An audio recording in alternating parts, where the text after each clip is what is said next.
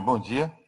E esse conteúdo, pra você ter uma ideia, o cuidado para se trabalhar com esse conteúdo é tão grande que a frente C módulo 1, eu comecei na introdução eletrostática aqui, ó, aula 1, eu queria que vocês olhassem depois eu passo meio que um cronogramazinho, o que eu já falei, o que seria bom vocês assistirem e para reforçarem, ok? Agora alguém me pediu para aceitar aqui. E beleza. Aí eu vou passando e logo depois, eu acredito que depois da aula 4 aqui, ó, na frente C, módulo 1, após a aula 4, eu acredito que eu vá inserir a live de hoje, ok? A aula de hoje. Tranquilos? Bem, olha só, no módulo 2, a quantidade de aula, não são aulas longas, não. Mas o cuidado que geralmente todo professor de física toma para tratar esse assunto de campo elétrico, que é extremamente abstrato, certo? Tem um cuidado aqui, e são aulas produzidas pelo Bernoulli, vou passar por todas elas e na sequência, após cada conjunto de aulas aqui, pelo menos a cada 2 aulas, eu devo colocar uma aula complementar, que é essa nossa conversa de hoje, certo? Então você vai assustar que do módulo 1, em 4 aulas, nós vamos pular para o módulo 2 com 3 vezes mais aulas, ok? Eu vou utilizar hoje esse recurso aqui no finalzinho, tá? É bom que eu estou olhando o delay danado que dá aqui, né? Na hora que eu falo a página não chega. Que é esse primeiro recurso aqui, ó. Quando eu clico aqui, eu caio justamente nessa página aqui, ó.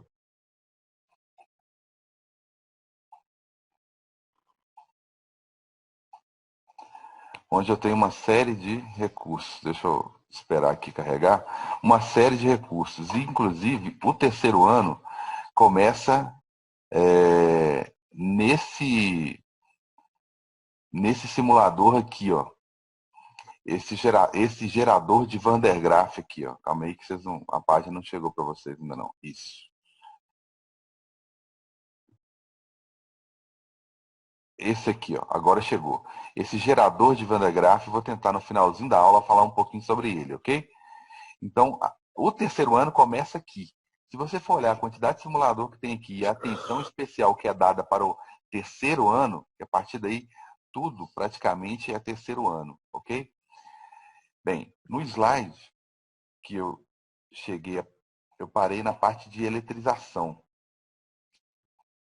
que foi justamente, já vai abrir, foi justamente esse slide aqui, ok?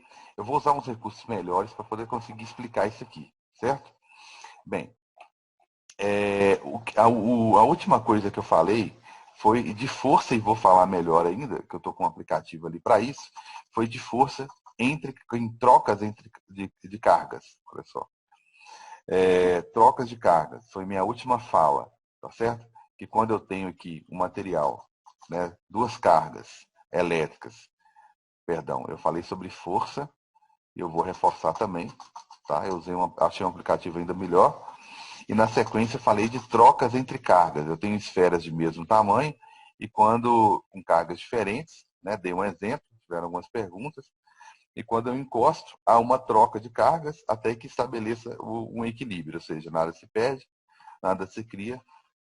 Nesse caso, as cargas só se transferem de um ponto ao outro, né? Transforma, né? Então, o próximo conteúdo seria eletrização, mas antes eu vou falar o tempo todo de força, tá? O tempo todo eu vou precisar falar de força. E ontem eu falei um pouquinho sobre força, quando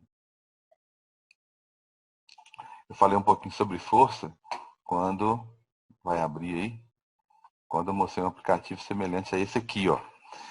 Eu tenho 2 maneiras de enxergar as coisas. Ontem eu acho que eu frisei mais, foi uma visão mais macroscópica e exagerei no tamanho das cargas, né? Mas para chamar a atenção que a massa aqui, ela existe uma interação gravitacional aqui, mas eu vou desprezar essa interação entre as massas. Eu vou considerar a interação entre cargas elétricas, né? Aí eu comentei, vou revisar rapidinho, que a gente, né, a modalidade que não dá para ficar revisando muito, que é a questão da distância. Então, deixa eu colocar esse cara na origem aqui, né, para ficar mais fácil. Né? Colocar ele aqui no 0, a carga 1, Qzinho 1, tá? Vocês vão reparar que às vezes eu chamo de Qzinho, às vezes eu chamo de Qzão, na visão macroscópica que eu coloquei exagerada a carga, mas eu continuei chamando de Qzinho. Eu vou explicar isso melhor. Por que às vezes eu chamo de Qzão e às vezes por que eu chamo de Qzinho, tá? Aqui eu coloquei um cara na origem e vou colocar esse outro camarada aqui, em um ponto qualquer aqui. Observe que a força vai aumentando. Então eu posso, tá? Antes de apresentar uma fórmula aqui, eu posso perceber qual é a relação entre as cargas, né? O bom é que as cargas aqui tá em quantidades de elétron, não está em quantidade de coulomb, que a gente vai discutir. Tem algumas questões que eu acho que é mais conveniente a gente discutir em exercício. Entrar com fórmula aqui, tá? Entrar com fórmula aqui é complicado, por enquanto, tá? Vamos pegar o conceito e depois vamos resolver alguns exercícios, tá ok? Só precisar escrever, que eu vou escrever, beleza? Se eu dobro essa massa, essa distância, perdão, né, eu tenho uma mudança considerável na força, 4,61. Eu dobrando essa distância, né, eu dividi a força de 4,61, ela caiu 4 praticamente, né? Então eu vou perceber que essa dobra aí, né, ela reflete diferente. Eu não estou dividindo e nem dobrando nada.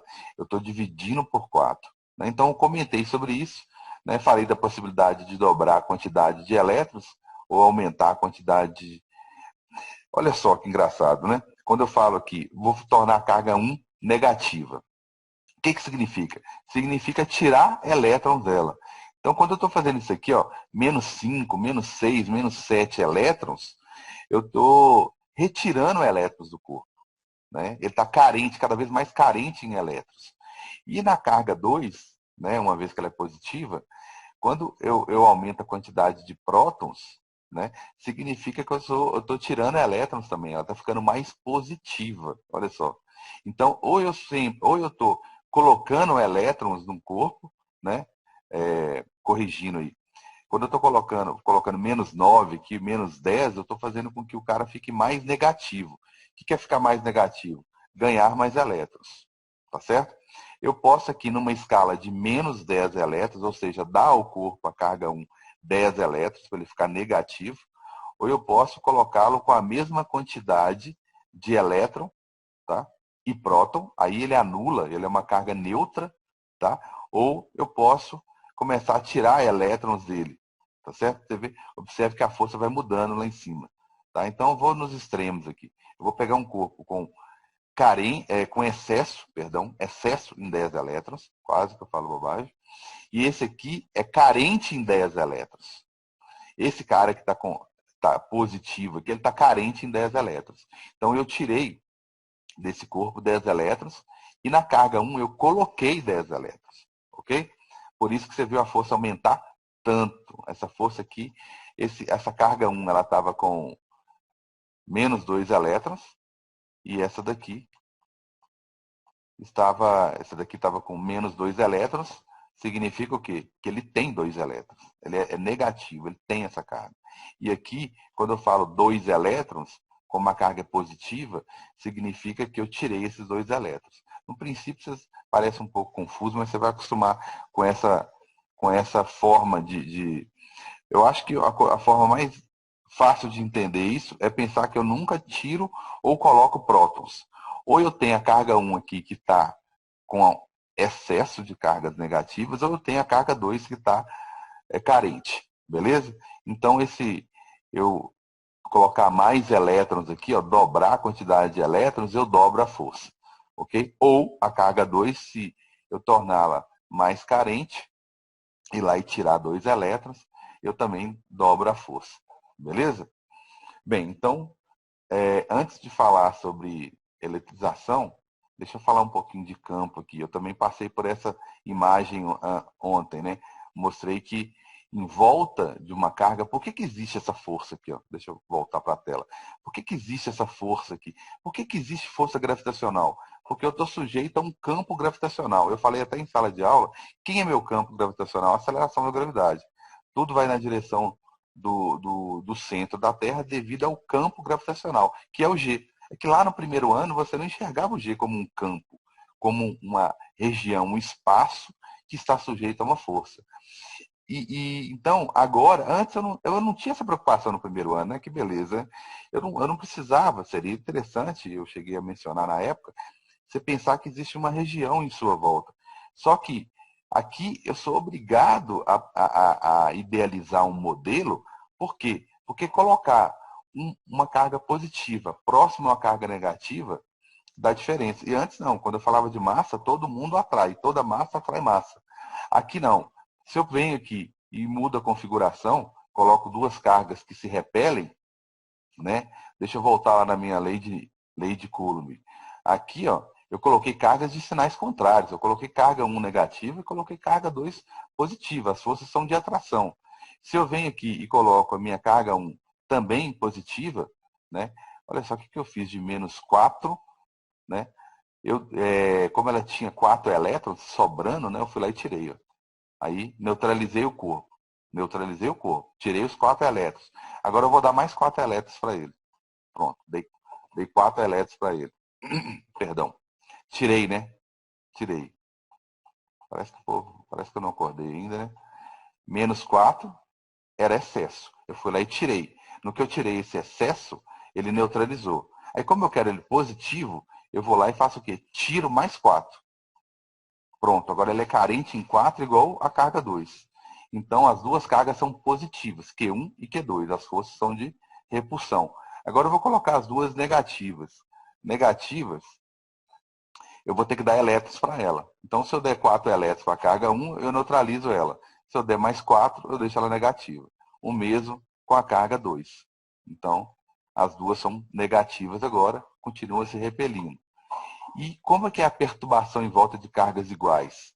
Bem, se eu colocar cargas iguais, né, a perturbação muda. Observe que aqui no meio, eu até mostrei num aplicativo diferente ontem, que aqui no meio praticamente não tem campo. Né? Então, se eu coloco cargas de sinais iguais, o comportamento é diferente. As linhas só mudam o sentido. Por que eu sou obrigado a falar que o sentido é diferente? Né? Eu sou obrigado a falar que o sentido é diferente porque elas se comportam de forma diferente. Tá certo? Aqui eu estou analisando só uma carga. Vou analisar uma carga, né? Depois eu vou começar a analisar várias cargas para ver o que acontece. Tá? Então, falei na última aula que, por convenção, as linhas saem do positivo e chegam no negativo. Ok? Então, tá aí. Então, uma carga sozinha, veja que é uma carga positiva, não preocupe com a numeração aqui em volta, não. Ela gera um campo em sua volta, né? Um campo, né? Aqui, por enquanto, eu estou analisando só linhas de campo, ok? E aqui, se eu fosse imaginar uma carga sozinha, né? Em volta dela, que teria várias linhas. Como a carga é positiva, teriam linhas saindo. Esse carinha, essa bolinha amarela aqui está representando isso, inclusive. Tá certo? Bem, se por algum motivo eu mudar o sinal da carga, esse campo vai mudar também, beleza? Mas vou deixar para entrar nesse detalhe aí depois, certinho? Bem, então vou voltar agora para os meus slides lá e vou complementando com esses aplicativos, certo? Ô, Carlos, Oi. a, toda eletrização sempre vai tender tipo, ao equilíbrio de elétrons entre os dois corpos? Sim, sempre. Gente, a pergunta ainda mais nessa modalidade, é boa demais, né? Olha só, sempre vai entender o equilíbrio. Se você colocar uma do lado da outra, sempre vai entender o equilíbrio. Quando você a primeira é eletrização. Não sei se você já estava pensando nisso. É por atrito, por contato, certo? Bem, nesse caso aí, muda um pouquinho, mas voltando à sua pergunta, é o seguinte, a sua pergunta seria, a troca sempre tende ao equilíbrio, não é isso? Uhum, mas é porque, tipo, no livro fala que tende ao equilíbrio, só que eu não entendi se esse equilíbrio é de, tipo, a quantidade de elétrons ou se é o equilíbrio de, tipo, o sinal das cargas. Tipo, ambos têm que estar com saldo de elétrons para ambos ficarem negativos para se repelir. Ou seja, da quantidade de elétrons, entendeu? Entendi. Talvez o sinal, né? O sinal da carga. Olha só, se eu for pensar em tentar, vou dar um exemplo bem tranquilo, igual a força elétrica lá. Por enquanto eu não vou falar de cargas, não. Tá? Por que eu estou evitando falar de cargas? Pelo seguinte, eu estou sendo bem simplista pelo seguinte, se você for pensar lá na química, quando você fala, por exemplo, 1 mol, né? Parece que eu estou até mudando de assunto. 6,02 vezes 10 a 23 espécies, vamos dizer assim, para não ter que falar que é íons, que prótons, elétrons, espécies, tá certo? Aqui na física não é muito diferente, não. Se a gente for pegar uma esfera, a quantidade de elétrons que pode ter aqui é coisa de milhões, bilhões, né? É 10 a 23, né? Então são bilhões. Então, para eu não ficar falando em bilhões, eu também criei uma unidade semelhante, é bom que eu aproveite e falo dela. Eu também criei uma unidade semelhante ao mol. Nós somos muito criativos, né? Fomos lá na química e copiamos, né? Estava dando certo lá. Então, o nosso 1 coulomb tem uma quantidade absurda, que é 1,6 vezes 10 a menos 19 elétrons. Ou prótons, né? Ou é excesso de elétrons, ou carência em elétrons. Você, mas que estranho você falar comigo que isso é muito, porque parece até um 10 a menos 19. É. Mas se a gente for olhar um elétron, opa, isso aqui é um elétron. Tem, deixa eu voltar aqui.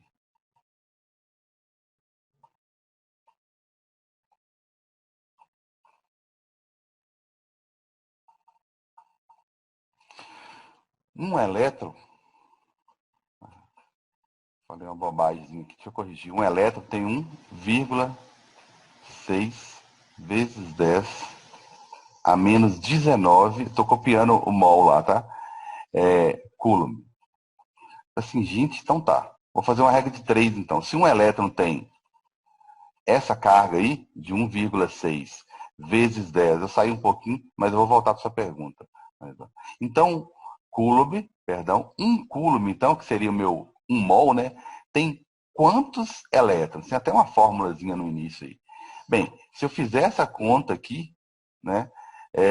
Vai ficar 1 vezes 1, né? Dividido por 1,6 vezes 10 a menos 19. Isso aqui vai dar, se eu fizer essa continha aqui, eu estou falando de 0,625, ô letra, hein? Uma hora eu aprendo a escrever nesse negócio.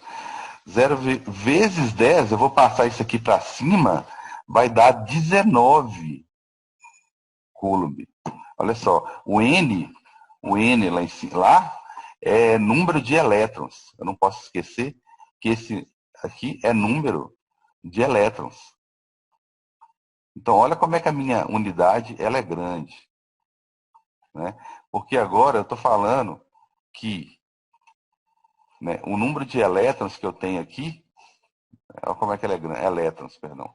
O número de elétrons que eu tenho aqui, se eu tentar melhorar isso aqui, vai dar 6,25 vezes 10 a 18.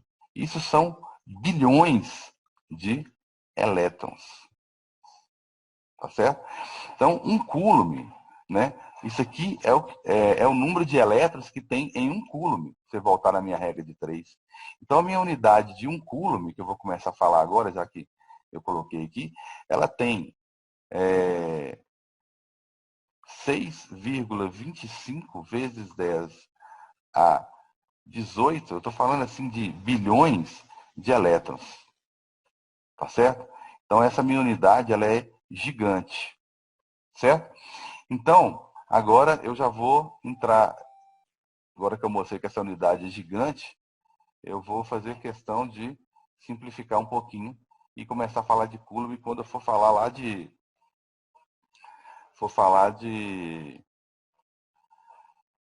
força, força e for calcular campo mesmo. Então vamos imaginar duas cargas, tá certo? A e B, é mais ou menos o exemplo que eu dei ontem, talvez foi mais abstrato ontem, não ficou tão claro, né? Vou colocar esse carinha aqui como se ele tivesse com excesso. Ele tem 10 elétrons, né? Isso significa que ele tem elétrons sobrando. Sei lá, hipoteticamente, digamos que ele está lá internamente lá com 20 elétrons, 30 elétrons, mas ele tem lá no interior dele lá 20 prótons. Então, na verdade, ele tem 10 elétrons sobrando, que é o que eu tenho que focar. E esse cara aqui, ele está carente em 10 elétrons. Alguém foi lá e tirou isso dele. Né? Por quê? Porque o número de prótons dele é fixo. Só que alguém foi lá e fez o seguinte, foi lá e tirou elétrons dele. Então, olha só o exemplo, se a gente vai ser feliz nesse exemplo. No corpo A, o cara está desbalanceado, vamos dizer assim, né? Ele tem 10 elétrons a mais, mesmo número de prótons, ok? Hipoteticamente, se eu tivesse um carinha C e ele fosse neutro, ele teria 20 elétrons e 20 prótons, beleza? Então, esse cara é o cara neutro. Esse aqui é o carinha neutro. E esse aqui é o carinha negativo, né? Esse aqui é o carinha positivo, porque tiraram elétrons dele. Ele está carente em elétrons, tem que tomar um cuidado muito grande para não falar. Para não falar. Essa tremedeira aí não é problema meu, não, tá? Isso aí é interferência. O que acontece? Eu tenho que tomar um cuidado muito grande para não cair no equívoco de mencionar prótons a mais. Eu nunca tenho prótons a mais ou próton a menos, senão dá ideia de que eu ganhei ou perdi prótons e próton está preso no núcleo, isso nunca vai acontecer. Se eu juntar essas duas, encostar essas duas aqui, ó, carga A, né, encostar esse corpo com o outro tem carga B, o que vai acontecer? Neutro. Juntou a carência que um tinha com o excesso do outro. Tá certo? Seria mais ou menos isso, Maria Eduarda? A dúvida? Uhum. Isso aí é o que é interessante pra gente, então, né? A gente tem que sempre buscar que eles estejam em equilíbrio, né? Exatamente. Se eu pegasse esse cara com esse aqui, ó, o carinha B com o carinha C, o que ia acontecer? Bem, um não tem carga, zerado. O outro está carente em 10 elétrons. Então, ele vai dividir a carência dele entre os dois. A carga que você vai ter final vai ser esse cara aqui carente em 5 elétrons e esse que estava perfeita, né? Não tinha nem excesso de elétrons nem falta, agora ele vai ficar com falta de 5 elétrons. Imagina que esse carinha B ele é tão positivo, né? Ele tem pouco elétron, está carente em elétron, ele é positivo, que ele vai fazer o quê? Existe elétrons e existe prótons lá no nêutron. Ele tem mania de falar, não tem carga. Calma aí. Não tem carga excedente, né? Não tem carga, não está faltando, né? Elétrons, ou não tem elétrons em excesso. Mas existem elétrons e prótons lá em quantidades idênticas. Então, quando você pega esse cara, olha só, compara o B com o C. O carinha B, o carinha C está neutro, mas ele tem mais elétrons do que o outro, né? Ele tem mais elétrons do que o outro. Então, só para pensar aqui, qual foi o fluxo? Né? Qual foi o fluxo de carga aqui? Porque às vezes é até mais fácil você falar assim, não, beleza, estava carente em 10 elétrons, voltando no carinha A, estava carente aqui em 10 elétrons, esse aqui com excesso, perdão, esse aqui carente em 10 elétrons, beleza, neutralizou. Mas qual foi o fluxo de carga? Bem, a única coisa que anda são elétrons.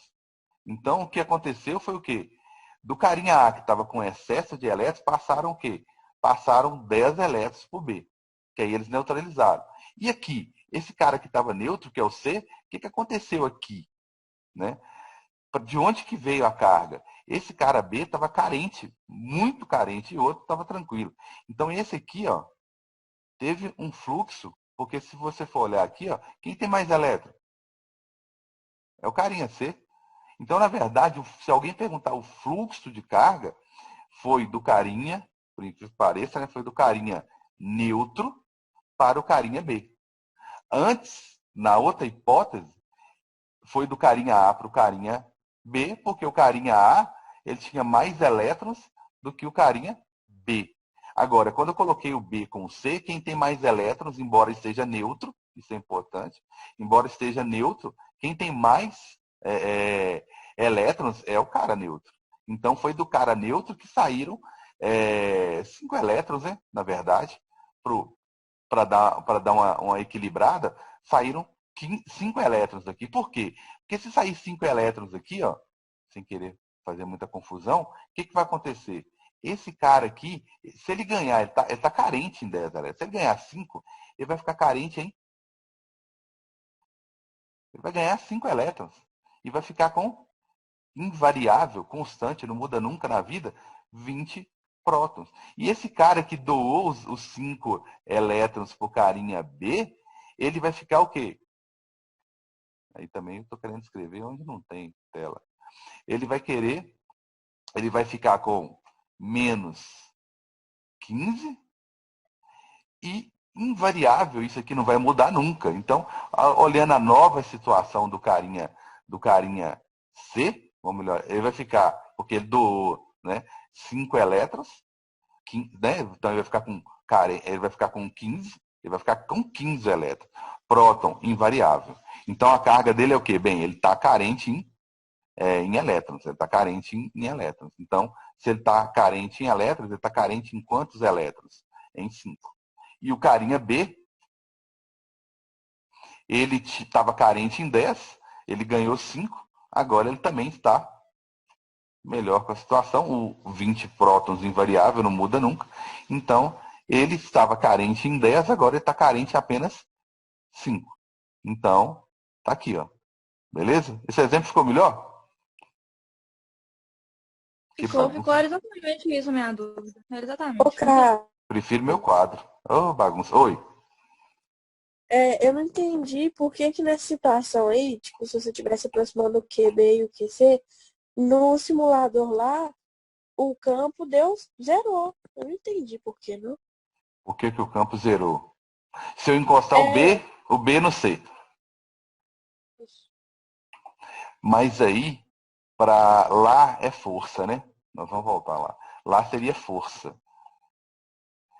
Aí, só para você ver aqui a discussão, por que o campo, eu vou demorar um pouquinho mais para falar. Eu falo de campo mais para a gente entender essa ideia, ter uma ideia melhor de força e campo, sabe? Mas lá no simulador seria quando eu falei isso aqui, né? Só para conferir, tá? Quando eu falei exatamente isso aqui, ó. Quando eu falei essa questão, não, perdão, foi essa aqui. Quando eu falei que o campo aqui no meio, quando são cargas iguais, é zero, né? Seria isso? Não, no outro lá, no outro simulador. Sim.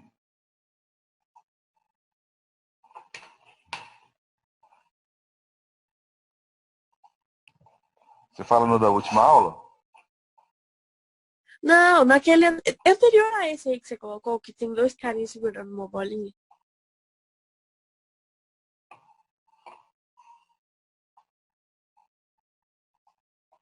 Ok, deixa eu ir lá então.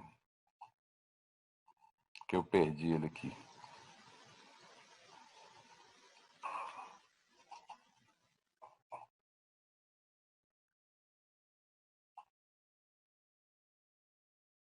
Dois carinhas, ok. Ah, teve uma hora que zerou. Que zerou a força. É isso, esse aí que Tá. você colocou. Para zerar a força aqui, eu tenho que colocar... eles não podem ter carga. Foi isso? Aí eu zerei. mas só que um tinha carga e o outro não, entendeu? Se eu deixar só um com carga e o outro neutro, entendi sua dúvida. Tinha que ter carga aqui. Tinha que ter força, perdão. Porque um não tem carga, mas porque o simulador aqui considera que ele não tem carga nenhuma mesmo, entendeu? Como se ele tivesse. Ele não está neutro aqui. Nossa, percebeu uma falha que eu não tinha percebido, não. Porque quando a gente fala corpo neutro, a gente está querendo falar que ele tem a mesma quantidade de próton e elétron. Uhum. Excelente observação. Só que aqui no simulador é como se não tivesse absolutamente nada. Por isso que não aparece Ah, fogo. tá. Então, Entendi. nossa, muito excelente pergunta. Se alguém colocar lá um corpo neutro, a gente vai falar muito sobre isso em eletrização. O que mais tem é corpo positivo, negativo e neutro. Então, o tempo todo misturando eles, entendeu? Para ver o que acontece. Então, se eu falar de um corpo neutro perto de qualquer outro corpo positivo ou negativo, bem, não deveria ter força se ambos fossem neutros, né? Perdão. Se ambos fossem neutros, ok? Se ambos fossem Entendi. neutros, aí sim. Mas aí se um for neutro e o outro tiver carga, aí vai ter atração só por A parte desse que garganta tem secou carga ou aqui. pelos dois? Oi? Se um Perdi a for audiência. neutro e o outro tiver carga, aí vai ter atração pelos dois? Ou, tipo assim, por parte dos dois ou só por parte do que tem carga? Ação e reação, por parte dos dois. Amém. Por parte dos dois. Um é neutro. Eu tive que tirar o fone aqui porque tá. Um é neutro, só para conferir. Um é neutro, o outro tem carga. Isso. Ação e reação. Ah, tá. Mesmo que um é neutro e não tenha condições,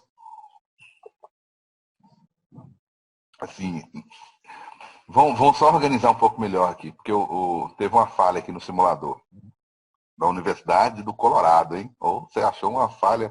Não é falha, né? Talvez uma leitura ruim da minha parte. Quando a gente fala a falta de cautela minha, uma coisa é falar de um corpo neutro. E uma coisa é, hipoteticamente, falar de um corpo que não tem carga nenhuma, que é quase impossível. Né? Mas é uma hipótese. É impossível. Tem que ter alguma coisa. Se tem matéria, tem que ter um elétron, um próton lá, pelo menos. Né?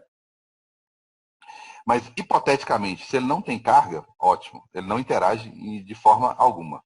Né? O outro pode ser positivo, pode ser negativo, pode ter uma carga absurda de grande, que não vai mudar nada. Beleza. Isso é uma hipótese. Corpo neutro, neutro no sentido da química. Tem o mesmo número de prótons e elétrons. Aí, ele tem prótons, ele tem elétrons. Ele é neutro porque tem a mesma quantidade. Vai ser atraído pelo outro? Vai. Aí sua pergunta. O cara é neutro, o outro é positivo. Vai ter força dos dois? De um, né? De um em relação ao outro? Ou só em um deles? De um em relação. Vai ter duas forças. Tem uma coisa interessante. O que não é interessante em física, né? Tem uma coisa extremamente interessante que é o seguinte. Eu não apresentei, mas aí chega uma hora que não dá para você evitar. A força gravitacional, tá? Ela vem de uma interação entre massas. Ok? Entre massas. Aí eu sou muito criativo, né? Eu fui lá e fiz o seguinte, eu não consegui calcular essa força entre cargas. Aí eu vou discutir depois, que isso aqui é uma constante, né? Ambas são constantes. Isso aqui é uma constante, esse K que depende do meio, a gente vai comentar depois. E eu fiz um Ctrl+C, Ctrl+V mesmo. Eu copiei, né, no lugar da carga, da massa, eu coloquei uma carga 1, e no lugar da outra massa, eu coloquei carga 2, certo? E copiei literalmente a fórmula. Eu falei, vou copiar e vou ver se vai dar certo. Qual que é a grande característica entre essas duas forças aqui? Primeiro, que não se calcula essa força. A força-peso, antigamente, né? quando eu vou explicar força-peso, eu estou esperando um aluno faltar me bater. Porque se ele olhar para essa fórmula aqui, fica parecendo que a força depende de uma única massa. Ela atende uma série de situações. Só que no sentido mais amplo do que é uma força, eu sempre gosto de falar que força é sinônimo, né, de interação. Interação. Por que eu gosto de pensar em força como interação? Porque quem interage tem que interagir com quem interage tem que interagir com alguma coisa. Então, essa fórmula de cima deixa claro que é uma interação entre massas. E aqui, a ideia que eu copiei é que é uma interação entre cargas. Carlos, mas se uma for neutra no sentido de mesmo número de prótons e mesmo número de elétrons, ela tem que ter pelo menos um elétronzinho lá e tem que ter pelo menos um prótonzinho lá. Então, esse elétron ou vai ser atraído pela outra que tem talvez vários elétrons, né? Esse elétron vai ter que repelir o de lá, né? E a outra carga vai interagir, porque, olha só, eu tenho duas opções. Eu posso repelir o elétron e posso atrair o próton. Então, eu vou interagir. Q2 vai interagir com um de todo jeito. Agora, se você não colocar, não tem carga absolutamente nenhuma, como foi que o simulador fez, aí não existe força entre eles. Mas se for um corpo neutro, que tem que ter pelo menos um elétron, né? Aí é uma força entre cargas. O bacana disso aqui, que isso aqui nada mais é do que uma terceira, disfarçada aqui, uma terceira lei de Newton. Tem que existir duas forças.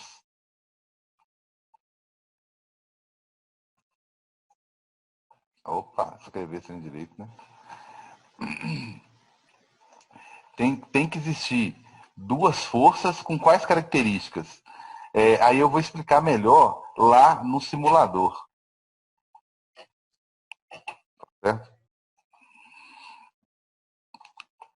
Quando eu colocar carga nesse negócio. Colocar 4 elétrons aqui e na carga 2 tirar 4 elétrons. Quais são as características dessas forças aqui? Tem a mesma direção, tem sentidos contrários, né? E tem o mesmo módulo. Observe que é 2,43, 2,43. Ok? Então, é um par de ação e reação. Mais importante, atua em corpos diferentes.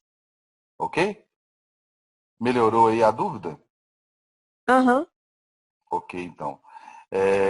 Porque eu vou entender melhor isso aí. Mas antes eu tenho que falar muito sobre eletrização ainda. E uma das eletrizações, tá certo? É por atrito. É esse contato aqui, ó. Ok? Vocês têm aula 9 horas, não tem?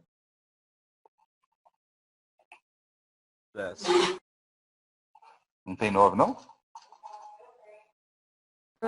Só 10 horas. Ah, ok. Deixa eu atrasar aqui um pouquinho. Bem, agora nessa parte de eletrização, o que acontece? Acontece o seguinte. Tem uma coisa na química, olha que eu preciso mais da química, eu sempre precisei, mas agora eu preciso mais ainda. Eu vou roubar aquela ideia de eletrização, de eletronegatividade, eletropositividade lá da química.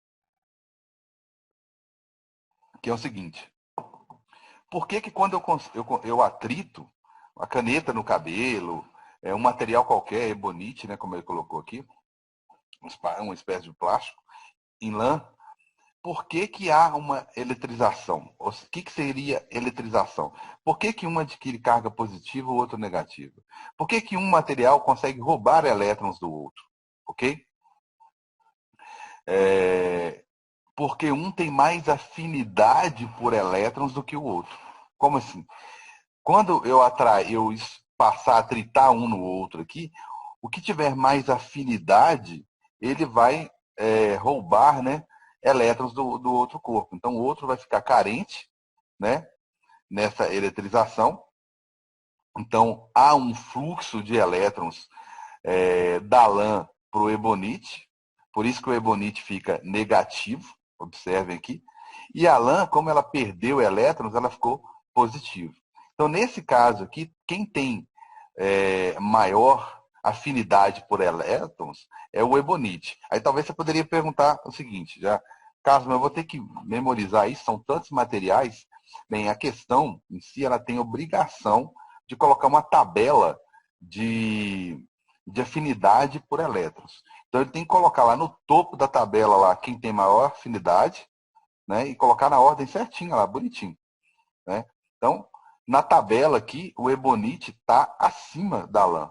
Ou seja, se o ebonite está acima, ele tem mais afinidade com elétrons. Ele tem um poder de atração por elétrons maior do que a lã. Por isso que tem essa eletrização contrária. Por isso que quando eu passo a caneta no cabelo, eu consigo atrair um pedacinho de papel. Né? Porque ao passar, eu não tenho obrigação de saber quem vai ficar, eu não tenho, entre aspas, obrigação de saber quem vai ficar positivo e quem vai ficar negativo. A questão tem a obrigação de me falar quem tem mais afinidade por elétrons, ok?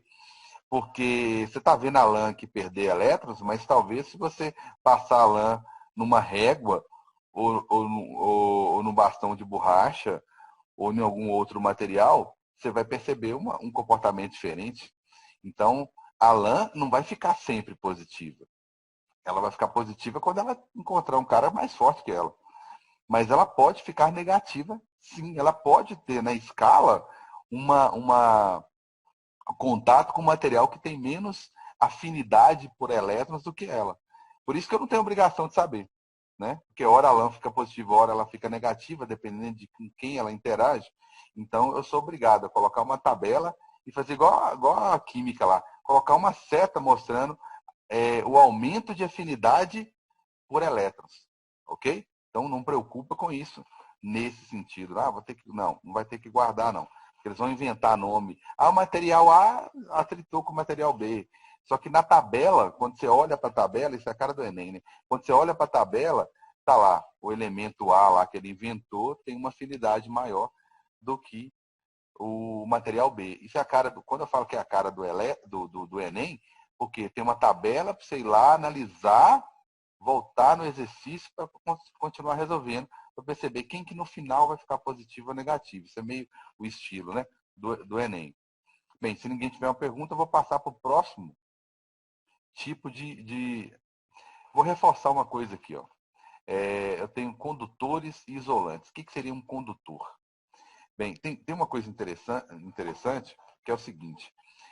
O que é bom condutor e o que é bom isolante? Bem, você está falando de calor ou você está falando de elétrica?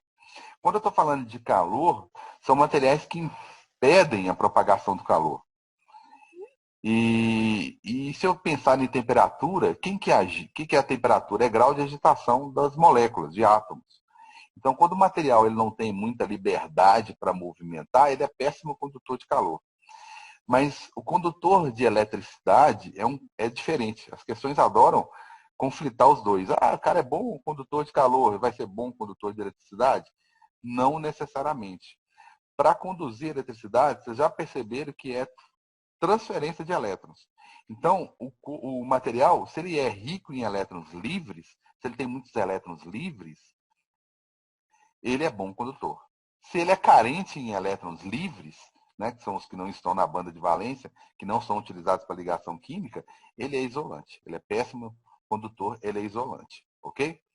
Então, isso aqui nada mais é do que uma base e uma coisinha de madeira, que é isolante, um fio isolante e uma esferinha aqui. Ó. Então, o que ele está mostrando aqui? Que quando ele encosta o ebonite aqui, ó, na esfera, há uma troca de carga, a esfera estava neutra, possivelmente, aí ela recebe elétrons do ebonite, fica negativa também como ebonite e há a repulsão. Ok? No próximo exemplo, o que eu coloquei entre o ebonite e a esfera? Eu coloquei o metal, só para mostrar que os elétrons vão ser transferidos da mesma maneira. Mesmo que não tenha o toque direto, eu tenho entre eles um material que é excelente condutor de eletricidade. Por quê? Porque uma das características, né, pelo menos na física mais importante, as demais fica para a Eric, né, seria justamente a quantidade de elétrons livres. Então ele serve como literalmente um condutor. Ele está conduzindo os elétrons. Agora, se eu tentar fazer essa gracinha com um material que não tem característica de conduzir, nada acontece. O plástico, ele é carente em elétrons livres. Como que eu passo uma informação se os elétrons são espaçados demais, né? É o efeito dominó com dominó muito longe do outro, então não vai ter transferência de informação. Então, plástico, borracha, madeira são péssimos condutores, ok? Então, a característica fica aí, o que é um bom condutor de eletricidade é aquele que tem um elétronzinho passando aí, é o que são bons, que tem muito elétron livre, e o isolante, o contrário. Alguém ia fazer uma pergunta? Pode ficar à vontade? Isso aí que você falou de elétron livre não tem a ver com carga, não, né? É só característica do elemento. Exato, exatamente. Só característica do elemento. A diferença desse... Calma aí que não carregou ainda, perdão. A diferença desse material condutor para um isolante é que o isolante teria pouquíssimos elétrons livres. E eu preciso dos elétrons para transferirem a carga. Ok? Água. Água é o melhor exemplo. Oi? Isso aí eu entendi, que ele precisa ter elétron livre para conduzir a eletricidade. Mas eu estou perguntando se tem a ver com a carga, porque o metal geralmente ele é positivo, né? Aí eu estou perguntando se tem a ver com carga ou se é característica do elemento. É característica do elemento. Tem a ver com característica de metais mesmo. Você falou que eles são positivos. Depende da situação. Depende da situação, né? Ele pode ter maior eletropositividade, talvez. Não sei se seria isso que você está pensando. Eu tinha um exemplo ótimo de química que agora eu não estou achando ele. Ah, tá. Eu posso, inclusive, alterar a condutividade de uma coisa que aparentemente nem conduz a eletricidade. Isso aqui seria um sistemazinho, vai aparecer na tela aí, seria um sistemazinho com água, e eu tenho a chance de colocar muito sal. Quando eu coloco muito sal, né, NaCl, eu começo a colocar o que eu não tinha aqui na água, que são cargas. Tá ok? Depois eu vou discutir isso com mais calma, né? Que são cargas, o que não tinha antes da água. Aí passa a conduzir, passa a surgir um movimento. No caso do fluido, é diferente do metal, e é bom que a gente dá essa diferençazinha, é diferente do metal, porque aqui eu tenho fluxo, como eu estou num fluido, né? Eu tenho o fluxo das duas cargas. As negativas indo para um lado, depois eu vou explicar, e as positivas indo para o outro. Quando eu estou falando de sólido, eu só tenho um fluxo. Tá? Que é a única coisa que pode andar, que são os elétrons. Ok? A única coisa que pode andar aqui na outra tela, que eu vou chegar lá, a minha internet está lenta. Já chegou nos slides? Chegou agora.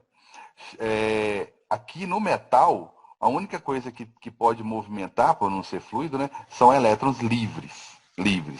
Então, talvez eu não tenha entendido ou levado ao pé da letra a sua pergunta certinho, Matheus, mas independente da tabela periódica, de quantos prótons ou elétrons que esse metal tenha, não sei se é alumínio, se é cobre, se é ferro, qual chumbo, qual material que a gente está falando, ou até mesmo mercúrio, que está no estado líquido, no temperatura ambiente líquida, independente da carga, da quantidade de prótons, da posição dele na tabela periódica, ele tem uma característica que são elétrons livres.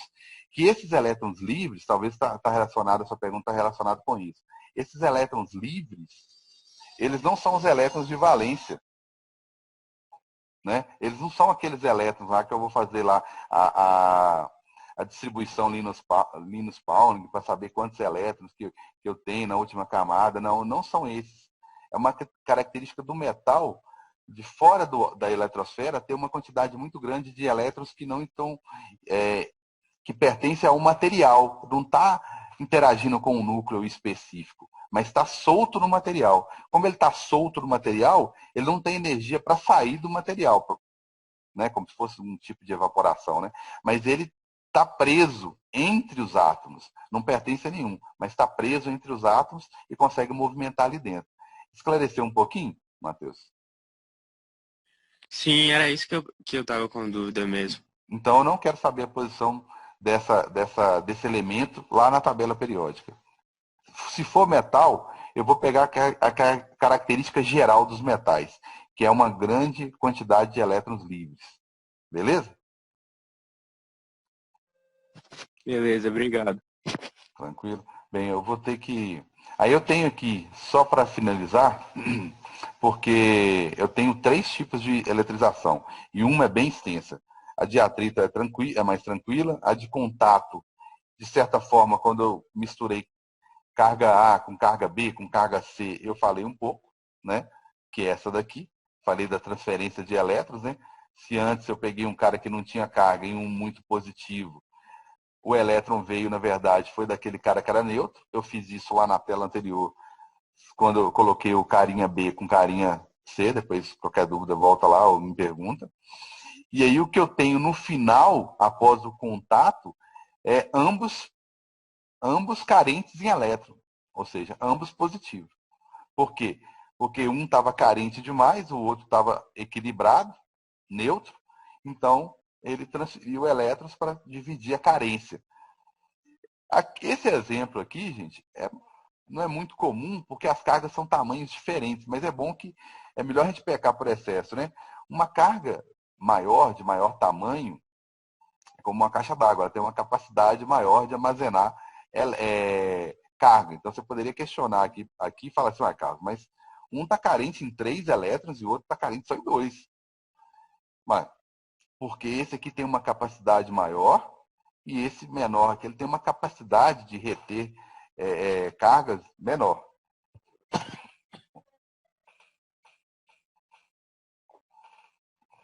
Ok?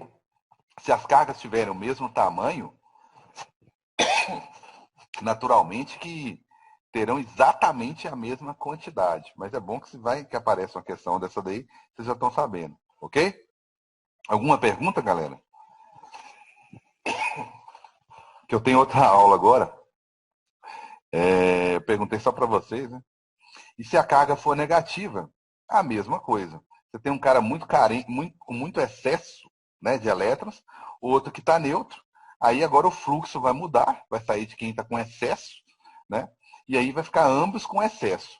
Naturalmente que aquele cara que tem uma dimensão maior, ele tem uma capacidade de ter um excesso maior, vamos dizer assim, ou, se, no caso do positivo, que é o exemplo anterior, uma carência maior, tá certo? Então tá aí, ó. A próxima é eletrização por indução.